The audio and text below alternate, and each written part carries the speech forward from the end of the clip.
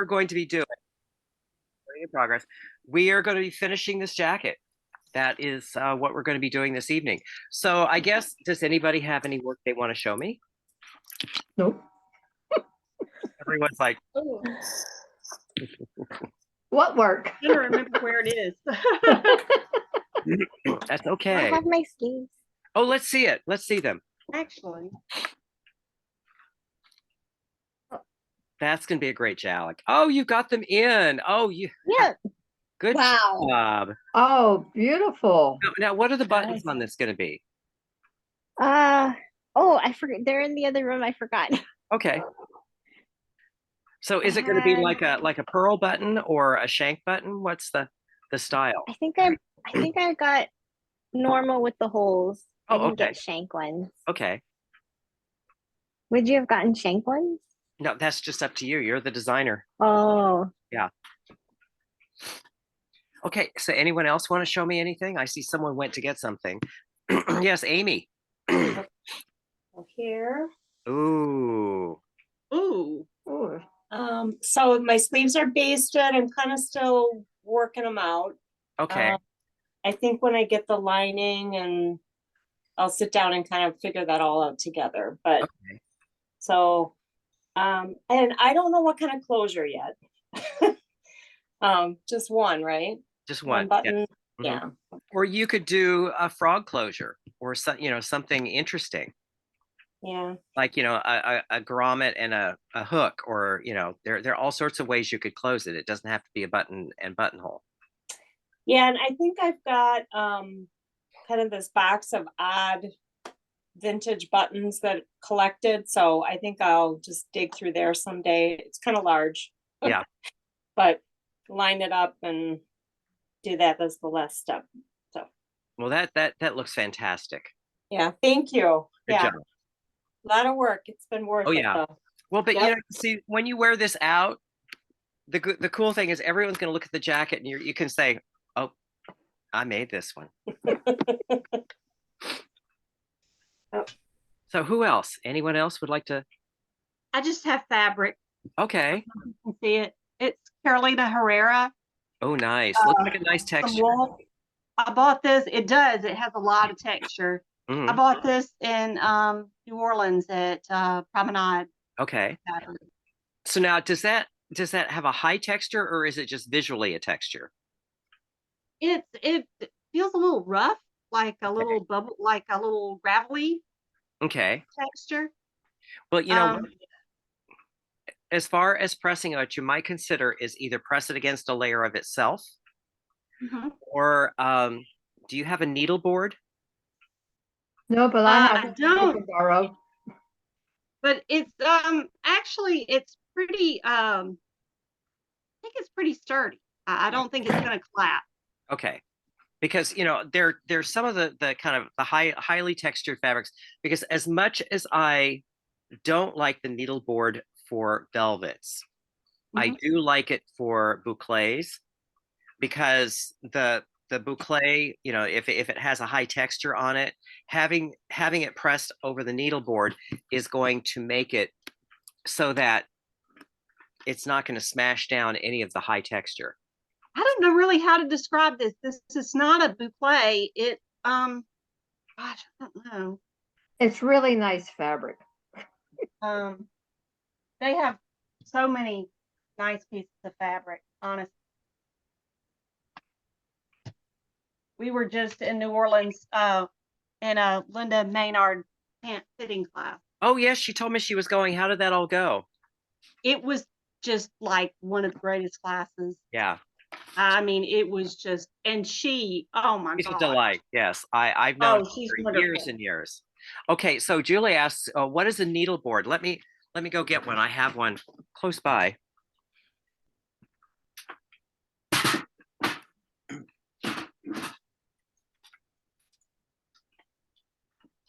Becky, you can use my needle board if you want to.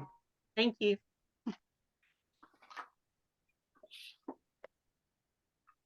Or so I thought I had a needle board close by. You want me to get mine? Yeah, that would be helpful. Yes, thank you. Okay. Now, what a needle board is if you've ever seen the metal dog brushes that have the pins as opposed to bristles. Oh yes, Julie has lots of those. Yeah, imagine it's kind of like the short version of that. And they're, I'd say, about 5 inches wide by depending how long it is. And like I said, I tend not to like them for pressing velvets because I find that I end up mashing the nap on the edge of the board.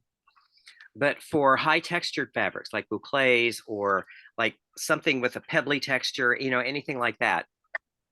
This is it. Wow, that's a big needle board.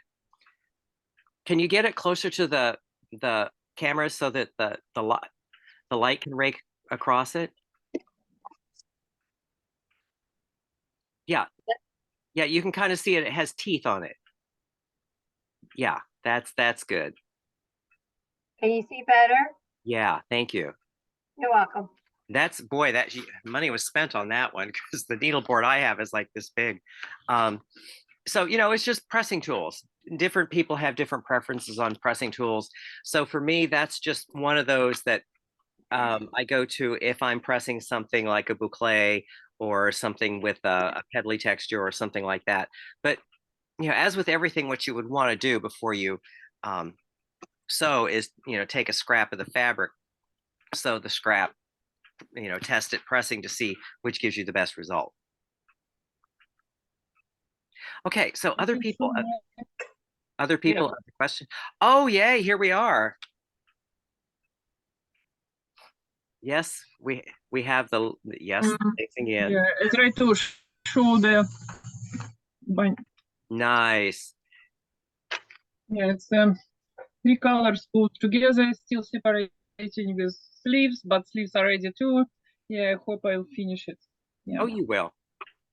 Mm-hmm. Yeah. Thank you. Oh, my pleasure. So, anyone else or any questions? Anything you need from me?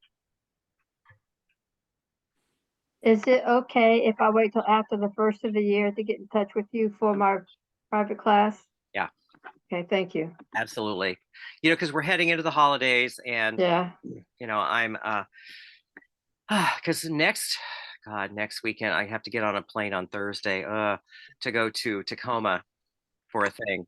So my job is to last until a week from Thursday because I've already told my students FIT, I'm like, I'm sick. I'm going to be sick next week because you see, I just don't like wasting their time. And I've said this to them, because see, now is the time where their other professors are really starting to kick their ass. And this is where the workload in my class decreases because it was a big chunk at the beginning. So, I just said to them, okay, you're going to get an assignment, which is, you've got to come up with the facing page for your final project, which is going to be a sketch and then a swatch of embellishment that you use in the sketch. So I just have to get past a week from Thursday and then Thanksgiving, and I will, I'm planning on sleeping for a few days. So that would be lovely. Kenneth, Okay. what's the class you're teaching at FIT? What is the name of the class? It's three sections of the same class as the couture embellishments class. So it's a lot of fun. Nice. It's a lot of fun. And, one of the things that has saved my bacon since the COVID, I have to take silver linings wherever possible. I send them the videos. This is what we're covering next week. Because one of the videos is materials. So, they know what to get. And then what they do is I'll do the demonstration in class. And then they'll go over to their workspace and they'll pull it up on their device and watch it again. So, it's sort of a reinforcement kind of thing. So it has made it made it a lot easier to teach the class. But I've learned that I am too old now. God, I can't believe I'm saying this, but morning, afternoon, evening, holy moly. My evening class, thank God, only has 4 students in it. I don't know how that happened, but it did. So, we're able to get through it. We don't have to stay there till 10 at night. But I've learned that, okay, starting next semester, I have to break it up because That's a long day, and I'm, you know, I'm knackered at the end. So there you have it. What are you teaching in Tacoma? Tacoma is moulage and dress form. So we're padding out a dress form based on the moulage. So that's going to be kind of interesting because the dress forms I did this class in London in 2019. And the gal she had these really good dress forms. They were a foam rubber, but it wasn't like white styrofoam that, when if you cut into it, it turns into little white pebbles. It was a very dense foam. And most of the people we had to pad up, but we had one gal who was very, very small shoulders, a very small rib cage. And so it looked a little bit brutal, but we asked the guy at the hotel, can we get a steak knife, please? And so we were able to kind of like shave all of this down and shave all of this down. And, it was fun.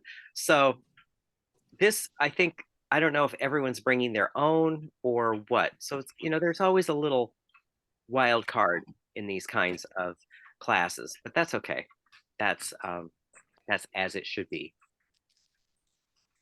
Okay, so other questions? Well then, let's get to work. Let's finish this jacket, shall we?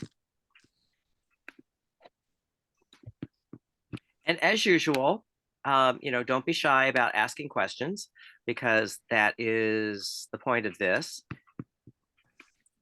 And we're off and running. We start with the jacket. It has the facings and the body lining in. And we also look at the sleeves. Now, this is where, aren't you glad you turned these back when you were constructing them? That's going to save you some time later. So the first step really is to install the sleeves in the body.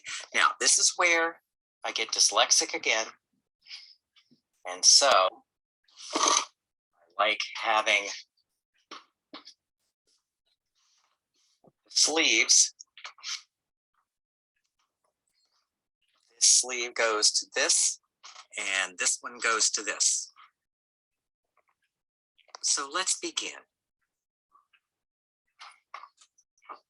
We start by first securing the facing. Now, the object, when you secure the facing, what I like to do is smooth out, and you're going to match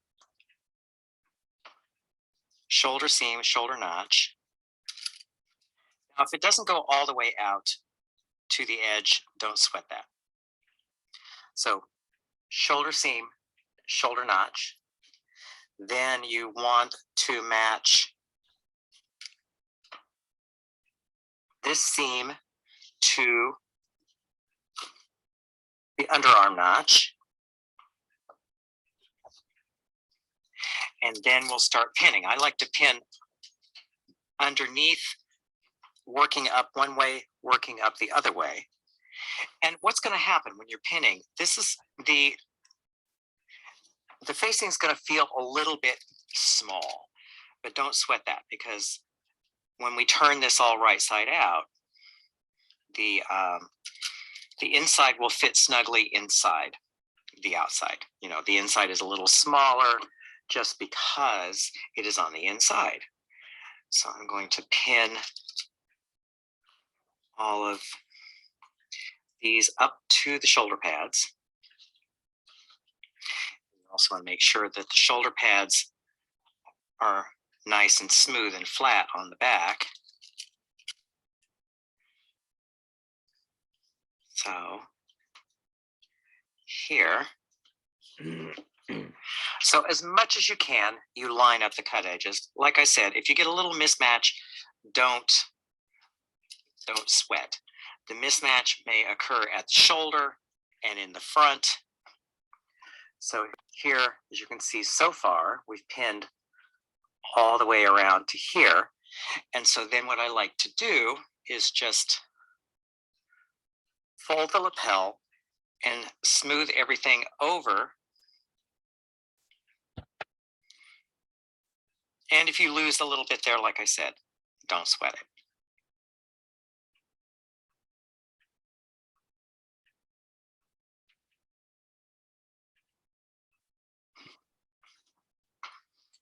Okay, so I have this all there. I have this all pinned, and then this is where you just get a needle, and again, double thread, safety first. I like to start at the shoulder pad, and you're just going to sew a running stitch.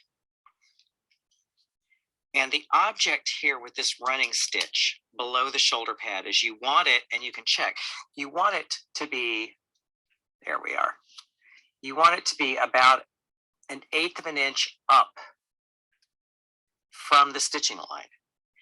And this doesn't have to be a short running stitch. It can be about 1/4 to 1/2 inch, but you want it about 1/8 of an inch up from your machine stitching line on your body.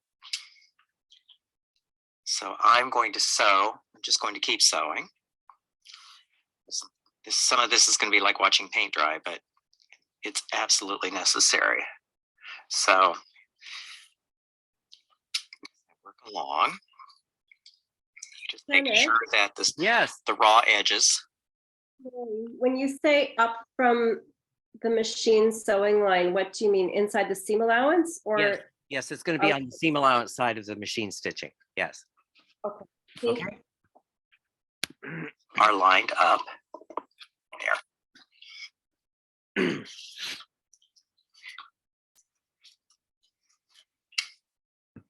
There's no race here. You just want everything situated because then it will stay flat inside the garment. So my customary thing of working the underarm first applies here as well.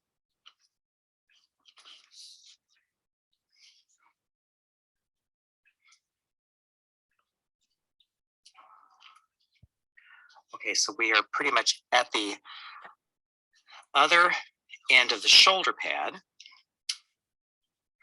And so then really what you can do is you can just sew a running stitch. Yeah, there we are. You sew a running stitch, I'd say about 3/8 of an inch down from the cut edge.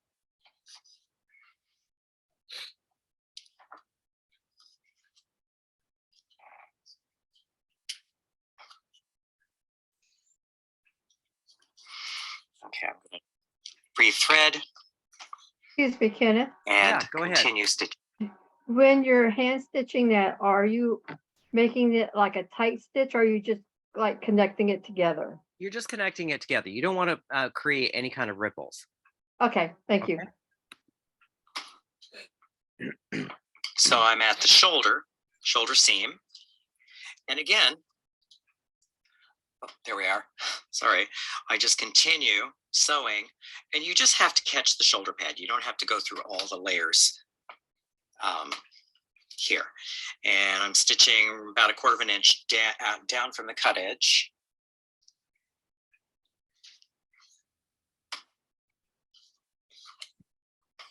And so then we come back. So we end up right where we began. So now let me just secure the thread, and then I'll change camera angles and I'll give you a look at what we have just achieved. So here we are. So I started at one end of the shoulder pad and sewing the underarm. This row of stitching goes about 1/8 of an inch up from the machine stitching on the body.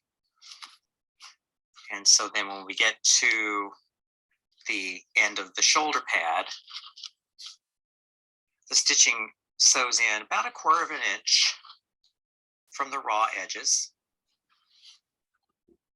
all the way around. And then this is where we began. So now the facing has been secured. And this is where we bring in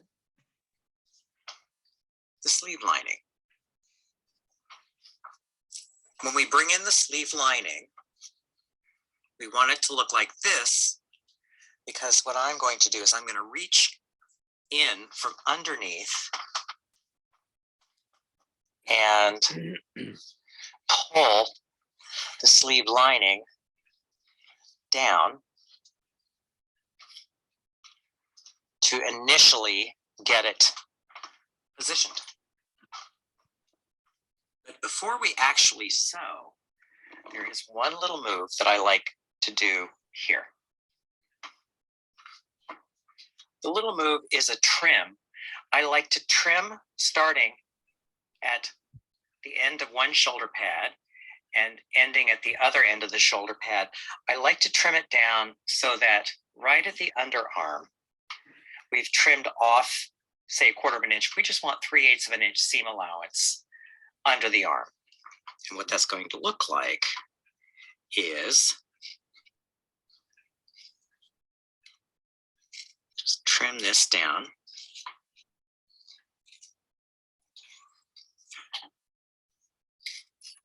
What's 3/8 of an inch in centimeters or You could trim- millimeters?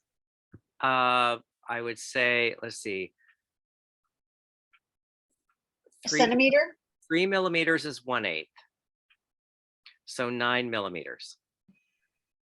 Thank you very much. Out of the fabric you want there.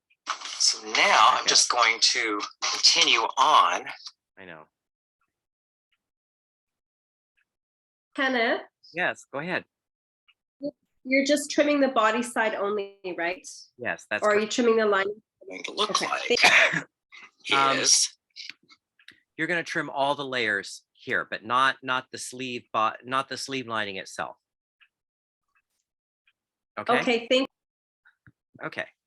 So other questions? We good? Yes. So from where the shoulder pad starts, or the underarm portion with no shoulder pad, you're trimming to 3/8. Right. But for the rest of the armhole, you're not doing any clipping or No. braiding. No, that's Everything, you're maintaining the original seam allowance the rest of the way. that's correct. Yes. Okay, Okay. thank you.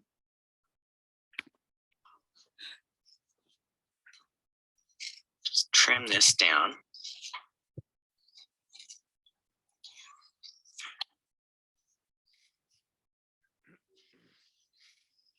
You could trim this before you slide the sleeve lining in, if you wish, or after.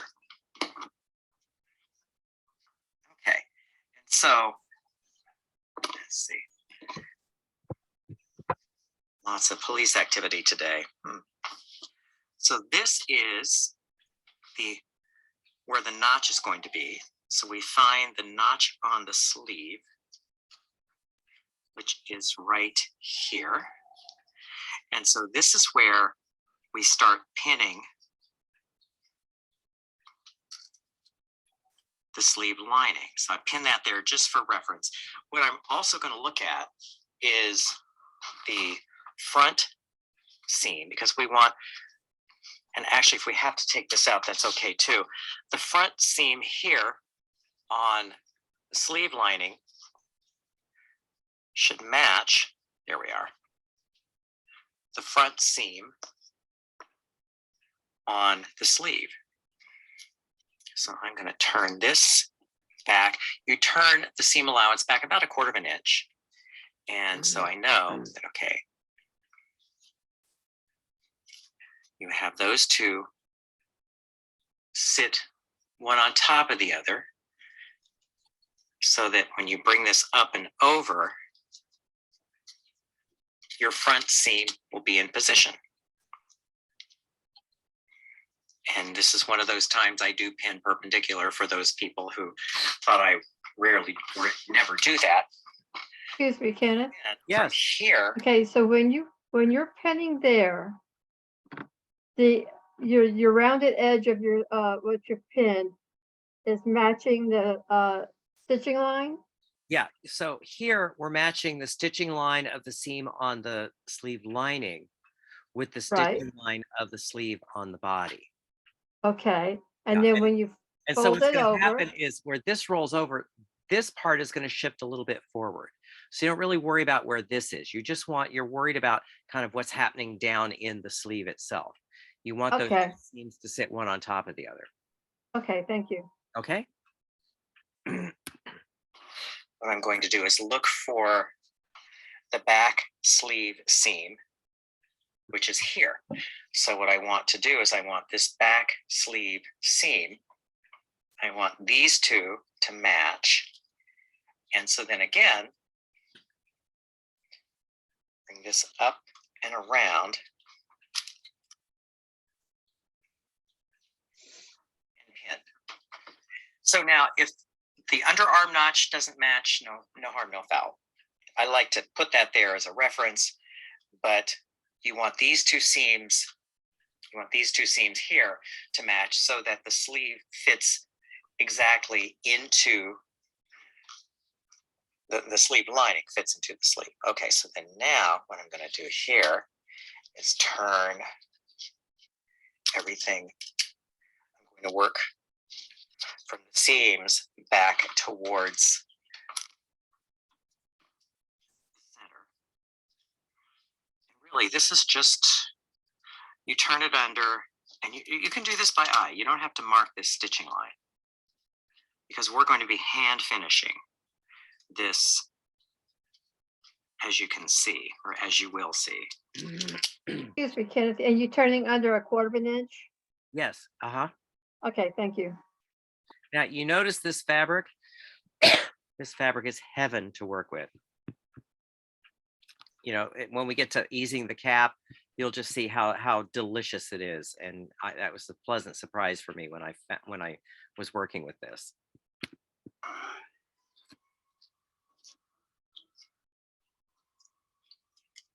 Okay. A big fire.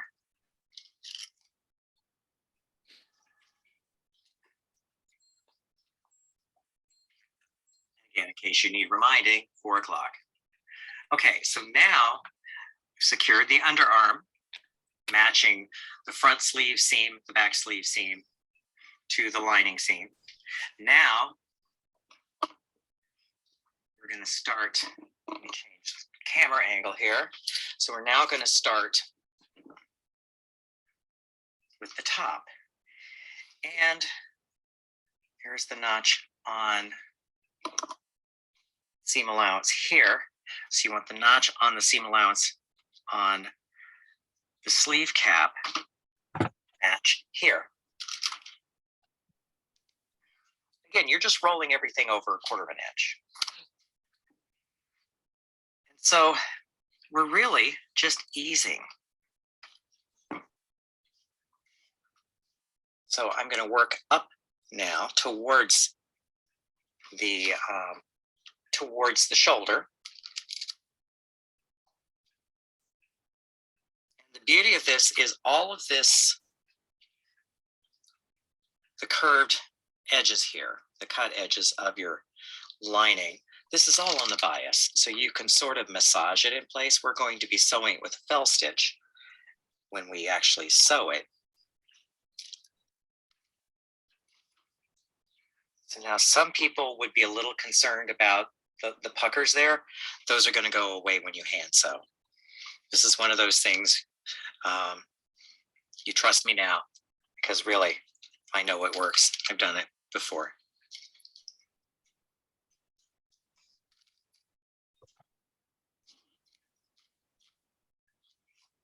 Okay, so to zoom out a little bit, so I have the underarm pinned, and I've pinned up to the shoulder.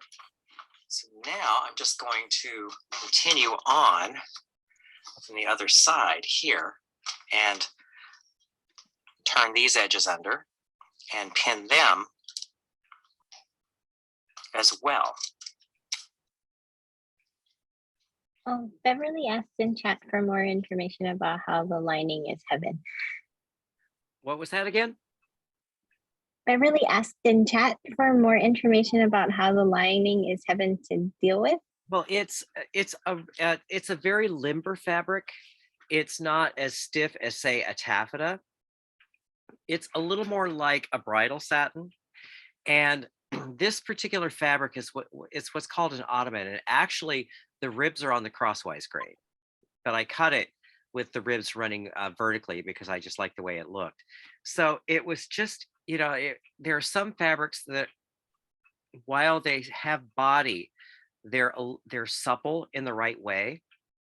And this was just one of those fabrics. It was one of those things that I had never hand set a sleeve in with this fabric before. I've worked with it in other applications, but hey howdy, if I ever need it again, I'm gonna go get it, because it really made my life so easy putting these sleeve linings in. Thank you.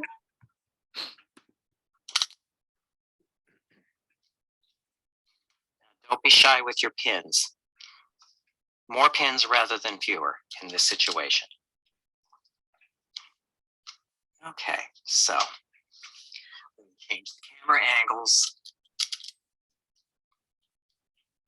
And I'll show you the results. So this is what we have here. You can see it's all been pinned, some of it better than others.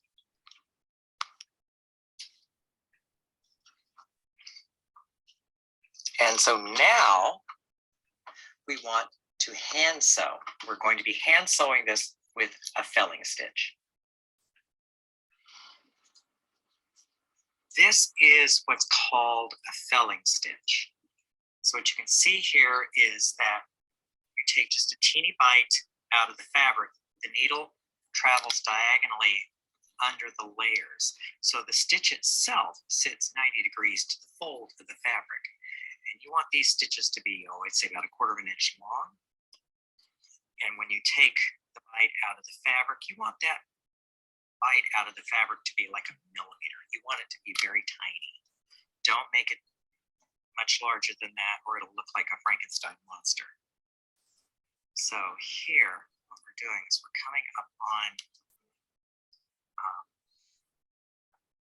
some of the easing, because this is where the felling stitch is really going to serve you well, is in easing all of this cap ease onto the garment.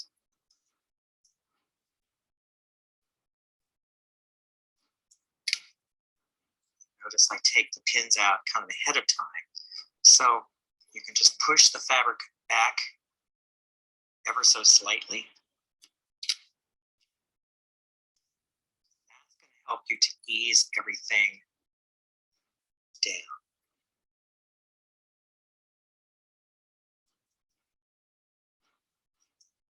I like this stitch because it's quick and it's strong.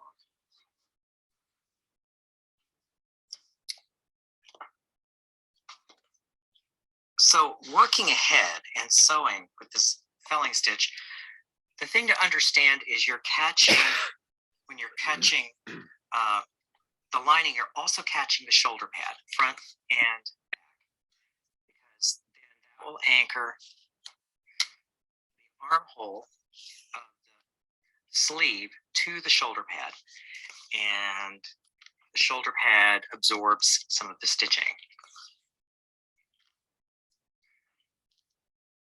So what I'm going to do now is I'm going to sew down to the end and finish, and I will bring you back the results. Okay, so we're back where we began. So let me just secure the thread, bury the end. And zoom out, show you the results of our work. Here,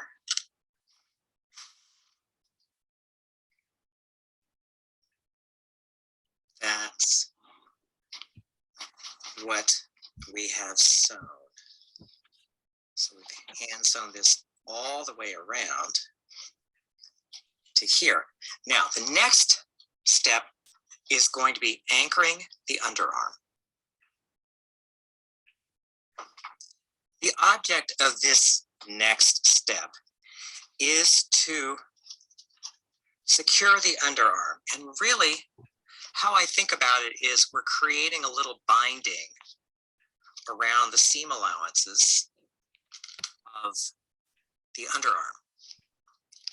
And so you have to sort of wrestle with the fabric a little bit to make sure everything comes up and over and back smoothly around these seam allowances. You don't have to do it for very long. You just want to do it, say, I'd say 3 inches up each way from this seam here. This is just to keep everything, it makes it easier to wear. It keeps the layers from bunching up under your arm, which is kind of uncomfortable if you're not used to it. So you can see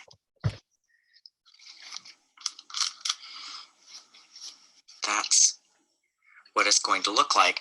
And now this is just, let's see if I can, I'll turn it around here because we sew it from the inside.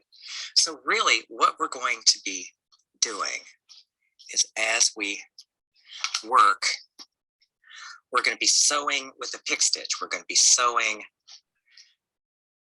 the lining on the sleeve to the back of the seam allowance. So this won't show on the outside.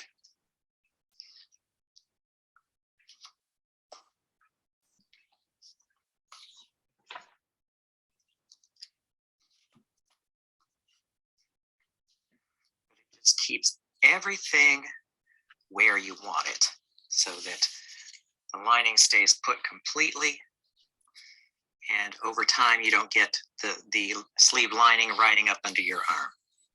Excuse me, Kenneth. Yes, When you're doing that stitch, how far away from the edge are you?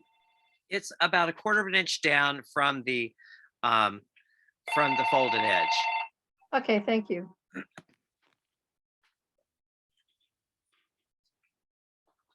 Oh.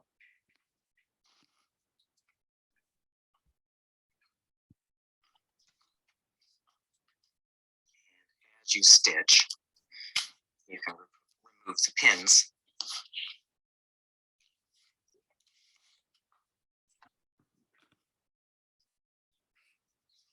One or two more stitches. Okay.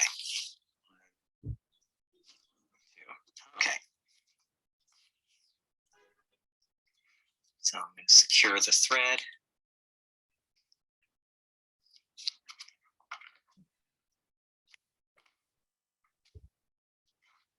So that is what it will look like from inside, where you won't really see it because if you turn it this way, this is what you're going to be seeing. You're just going to see your lining, and the seam allowance is nicely controlled. So the next step is finishing the cuff. Kenneth, this is so genius. As you can What was that? Sorry, the dog also thinks it's genius. It's really genius because I've had sleeves right up on me, linings. So Yeah, well, you know that this is something I learned from my teacher Simone. She was very big on linings should stay put. You know, and now I do what I call a new school lining, where I actually machine sew the sleeve into the body of the lining. But I will go in and secure the underarms kind of the same way, because you don't want that riding up. It creates an ugly bunch and it's uncomfortable. So, questions before we continue? Kenneth, do you do that on all of your jackets? Yes. Because Thank you. really, you know, it takes, I mean, you saw how long it takes. It takes maybe 5 minutes. And I think it makes it look prettier for one thing. And I do it more for comfort as well. It doesn't cause a bunching though for the rest of the sleeve? No, Okay. Okay. see turned everything right sides out. And that's how it's going to look. So what I've done off camera is I reached down through the sleeve to make sure there is no twist in the lining. It's very easy to get the lining twisted. So what this has enabled me to do is there's the lining, there's the edge that we pressed over when we were making the lining. So now what I like to do here is turn the cuff out. And then we want that seam here. This seam matches to here. And I just put the folded edge just over the cut edge by about 1/4 of an inch. Then that, bury your point of your pin. And then here, as you can see, we have the other seam that over that edge. And here, we're going to pull this. There we are. Pull this over. So the folded edge of the lining is about 1/4 of an inch over the cut edge of the hem allowance.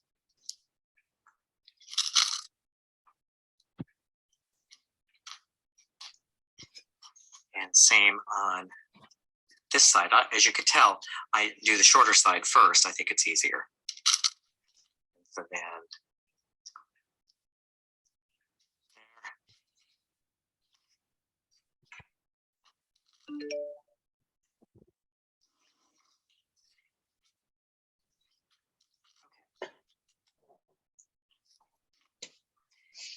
and so again, we're going to be sewing with a felling stitch. So let me go get needle and thread.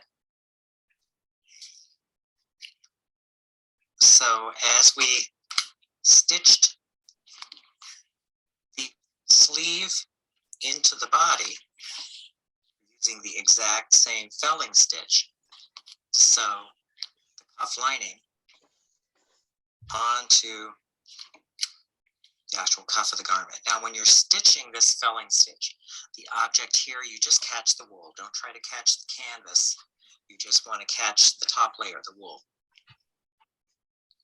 And since the stitches are the same, 1/4 of an inch or so. Very quick stitch. One other thing I do like about the felling stitch, people ask me why not a slip stitch. I like the felling stitch because it acts like a hinge, because when we push the lining in, the fabric can do this on that edge. I think it's much more effective. See, they agree with me.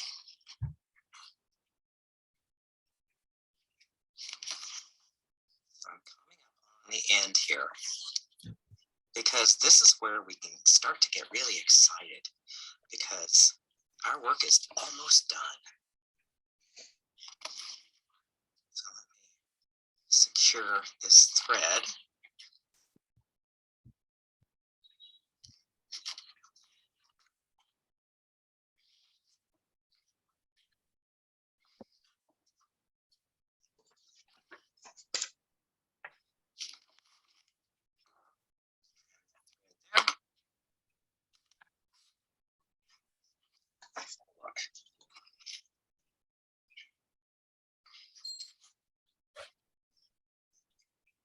Beautiful. Okay, so let me flatten this all out. Show you what we've created. So here's the jacket laid out flat. Now I have worked ahead, as you can tell on this side. I have removed all of the basting. I have added the buttonhole, and I have sewn swing tacks here and here.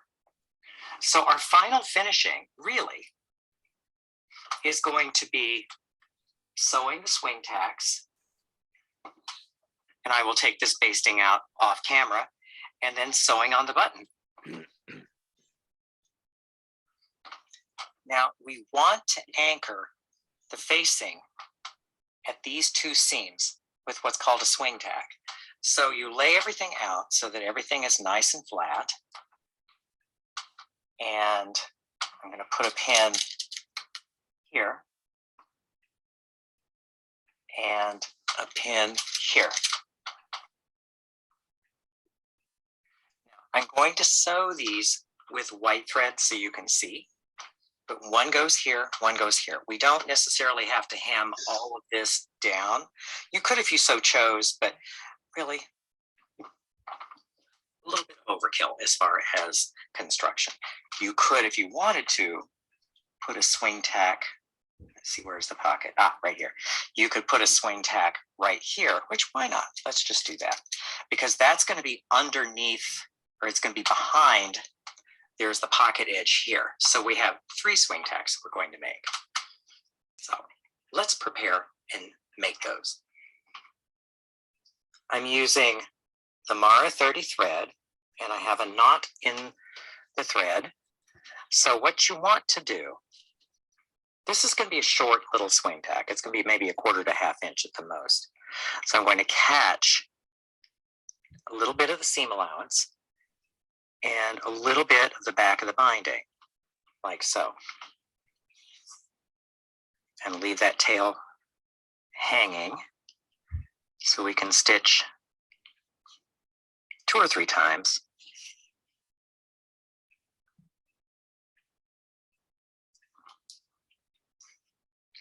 Okay.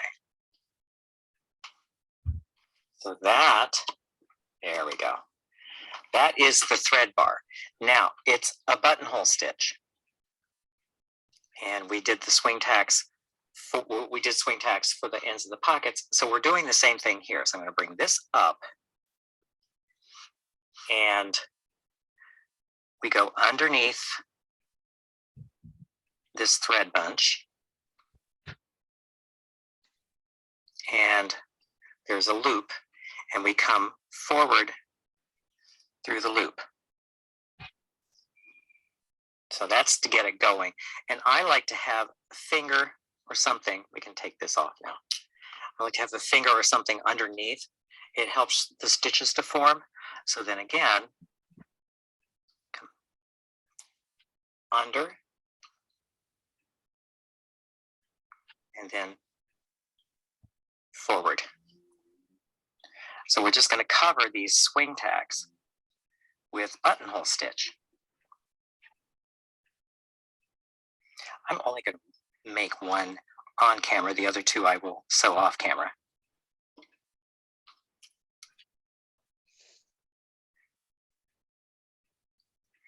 I will probably sew the other 2 in black just because. But for demonstration purposes, you can see better what we're doing in white.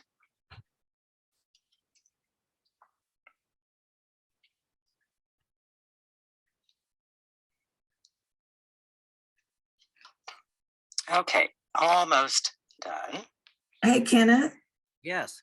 could you use a crochet stitch or is this just sturdier? You could use a crochet stitch. I think this is prettier. I think it's a little stronger.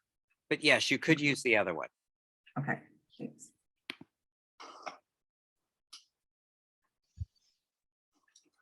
Two more.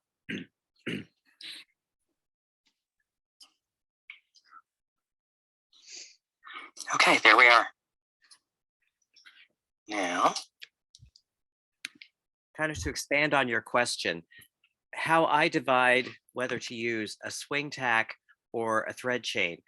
If this is something inside the garment, inside a lining where you're not going to see it, I would use the thread chain in a heartbeat. It's much quicker, just as strong.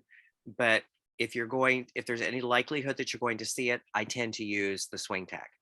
That's how I decide one or the other. Great, thank you. Trim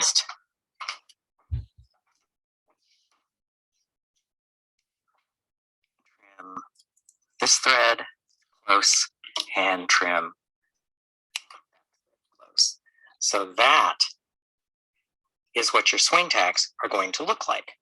Now I will go off camera and finish the other swing tacks and bring you back the result. So we have all of our swing tacks sewn.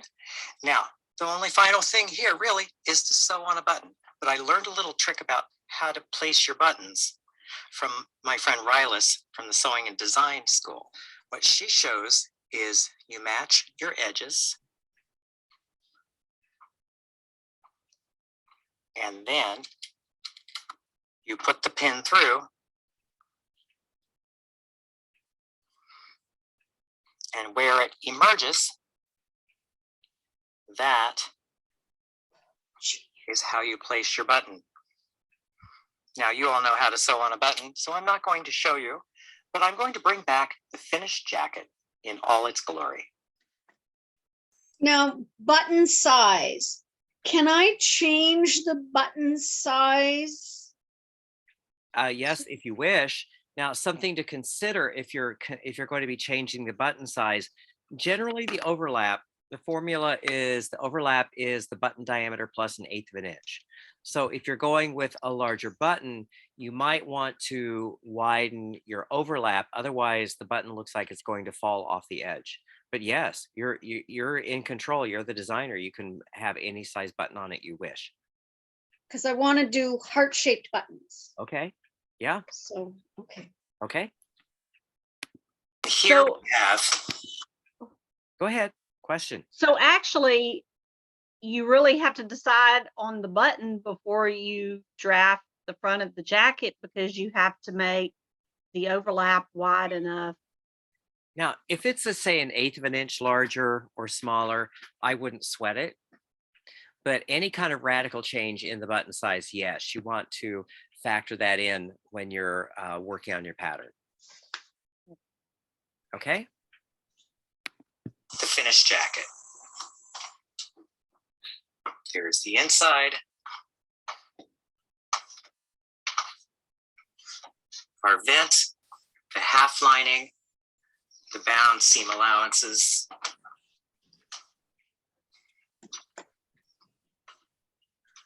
The shawl lapel, patch pockets.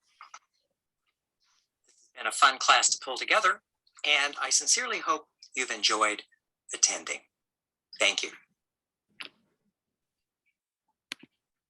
So, questions? Yes, I have a question, Kenneth. Yeah. You had mentioned earlier, instead of using buttons, maybe using like a frog or something else. What was the other thing you were talking about? Well, there are grommets and eyelets and hooks and toggles. Okay, Let me go get an example. I'll be right back. thank you.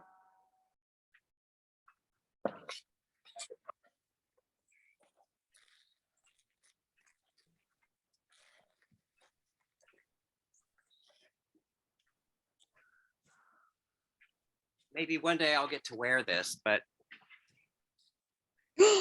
Oh, so see, there is the eyelet.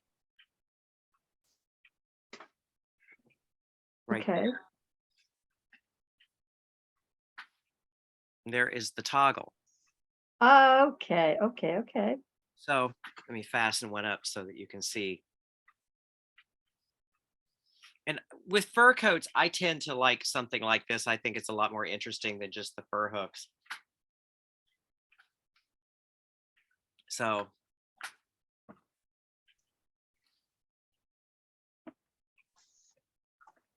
Oh, okay, thank you. Yeah. Yeah. Yeah. So, you can be a little imaginative in your choice of closures. And what is that? What is it? Feathers or fur or? This is a fake fur. It's called feathers. It comes in a variety of colors, but it's okay. Let me see where I'm going to put this now over here. Yeah, it's one of those that I saw it. I had to have it. I bought it. I made a coat out of it, and every now and then I drag it out and I wear it. It looks like you're ready for Burning Man. I never had a burning desire to go to Burning Man.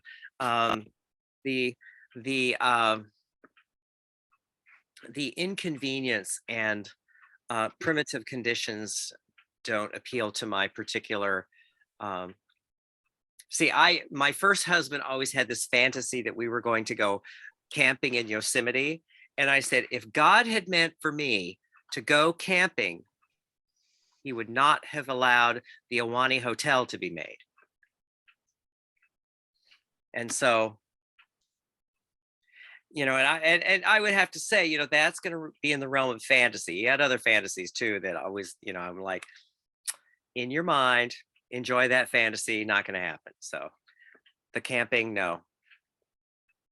Because you have to sleep on the ground. Outside. Yeah, well, yeah, no thanks. That is just not my thing. So Burning Man, no. I think it's interesting. I think it's great. I leave it for other people to enjoy, so I don't have to go. Okay, so questions. We're kind of at the end here. So thoughts, remarks, I have questions. a slightly unrelated question. Go ahead.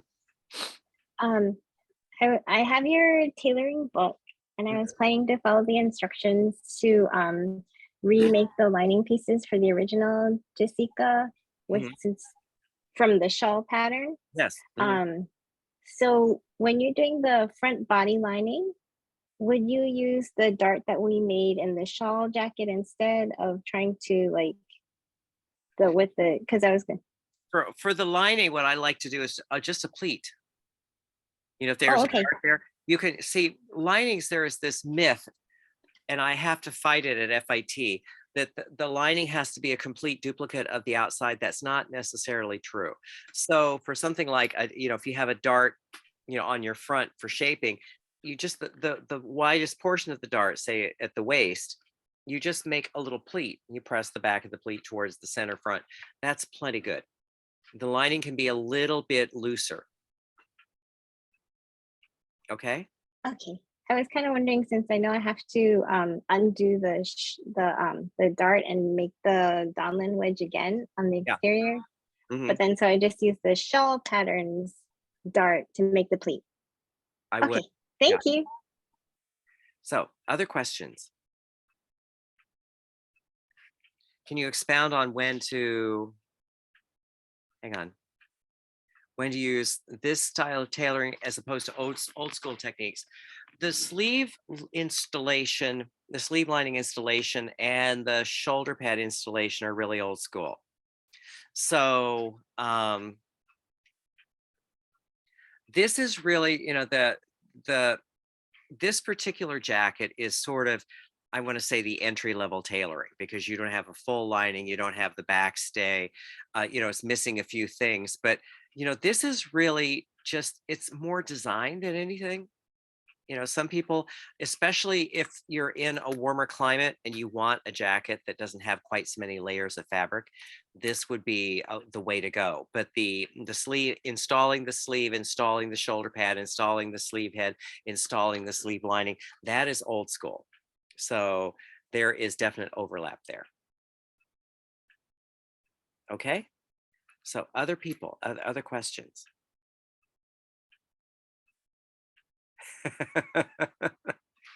Or if no one has questions, I found my buttons.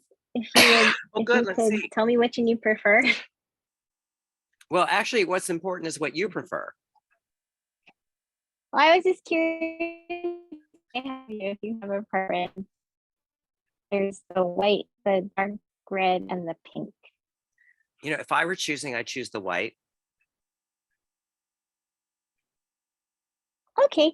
It just, Thank you've got the print of the fabric, or, the pattern in the fabric. It just seems to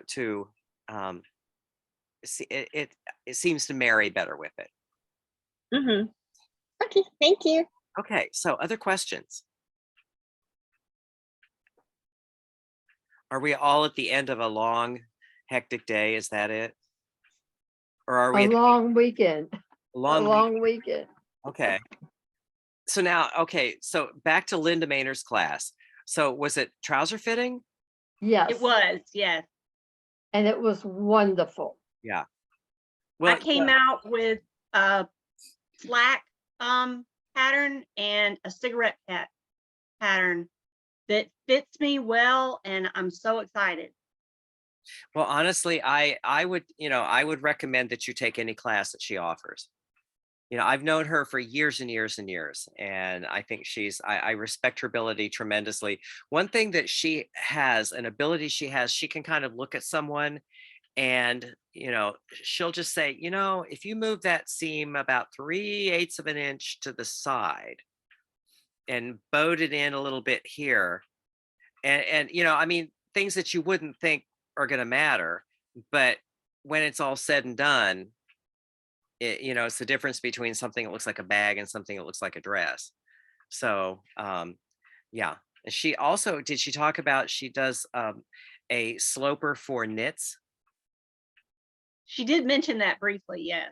Yeah, if that's something, if you sew with knits, I would highly recommend you take it because, because she was asking me about it. It's like, I don't like working with knits. I just, it holds no allure for me, but she really has a sixth sense about it. So, she just decided to take this on as a project, and, it's been very successful. So, if you have a chance to take it with her, I would highly recommend it, or any of her Zoom classes, because she does classes on Zoom, if you didn't know Yeah. that.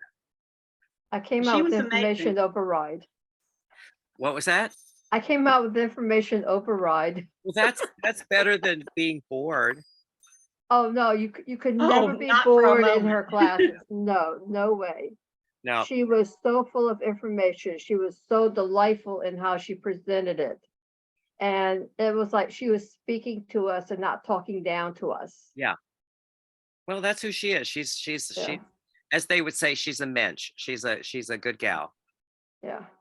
Can someone put her name in the chat? Oh, here.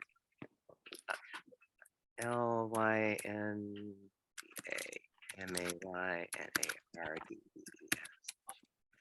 She's amazing. LindaMaynardDesigns.com. That's her website. It was amazing to me how many people in the class, and actually it was a pretty skinny mini class of people, had issue with little areas right on the inner knee pulling the leg and creating wrinkles. Yeah. Well, one thing I have found in doing any kind of fitting classes, because I do a trouser draft class, I also do a moulage class. What I have found traveling around the country is that there are regional differences in figure. Like, for example, in Wisconsin, the weight is a little further down and to the sides, whereas in, say, Missouri, it's kind of a bustle at the back, at the small of the back. So, I think, that's partly what That's you're seeing is a interesting. lot of people who were born and raised in the same area come from the same people. So they have, fitting things that show up because they're all, from the same part of the world before they migrated to the United States. And that's something that I just find kind of fascinating because, you just never know, you're always learning. Yeah, and she just didn't just stick to the trousers also. She showed us how to do a sleeve adjustment. So anytime anybody had a question on fitting, she was there to answer. It wasn't like, no, wait, we're just sticking to this. Yeah. Well, she can multitask, so. Well, she's very good at it. Yeah.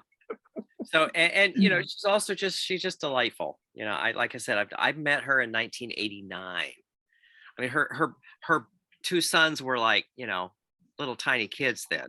Of course, now her son Charles is about 6'7", and I just have to say he is incredibly handsome. There was one day we were meeting in Chelsea, and he had, this wavy hair, and it was kind of blunt cut to his chin, and he had been in the sun, and Linda said that he had been working out. So I got there first, and so he came walking in the door in this black tank top and jeans, and the video where they, it's like the guy walks in slow motion and does the hair toss and the whole, I mean, it looked just like that. He came walking in, and every single person in that place turned and looked at him, and I went, Charles, over here. He's with me. So yeah, Hey, he was growing his hair out so he could cut it off for children, Oh, cancer people, so they could get, wigs. So I mean that tells you what kind of guy he is. Yeah. Yeah. That's cool. But he learned it from his mother. She did very well with both those boys. So good on her. Okay, so other questions? I have a question about the fitting class that you're teaching in Tacoma in March Yes. and in August. What is it's like? You said alter a sewing pattern. I'm reading her website. What is it going to be pants, a jacket, or is it anything that you bring? I would have to look at the course description because, I look at kind of what's in front of me. And, right now what's in front of me is the thing we're doing in November. And so like closer on to March, I will, look at, so I can't really answer right now. That's something, you could just email her and ask, what's going on in there, and she could answer you. But I know that sounds terrible. My husband gets really mad at me because he's like, well, so what are you doing? What are you teaching? Like, okay, I don't know until next week when I have to get the paperwork out and look at the travel documents and where I need to be and what I need to teach. So I know that sounds crazy, but it's how I cope with traveling. No, that's okay. Yeah, sorry about that. No, Okay. it's months away. Okay. So other questions? Kenneth, Yes. I don't have a question, but I just want to say how much I appreciate the way that you explained everything that you suggested. So it wasn't like you just did it and said, do this. It was like the reason why you would do this. And I just find that just to be so helpful just in understanding the intent of all of this. So thank you. Well, thank you. I'm glad you said that, because see, honestly, the reason I like to tell why I do something is because if you understand, okay, in this situation, you do this because of this. When you're in a similar situation, you can reason through that particular situation based on what you learned over here. I was never very good with rote learning when I was in school. I always needed something to attach something to. And my teacher, Simone, there were times she really knew her knowledge, but there were times that she just kind of said, do it. And, for me, it'd be like, but why? And I kind of drove her crazy, but she eventually understood that I was just going to keep asking until I got the answer. But if you understand why you do a certain thing, you can then reason through solutions. And that's why I like to teach that way. So thank you for mentioning that. Yeah, it's awesome. Thank you. Okay, so if there are no other questions, I'm going to turn off the recording.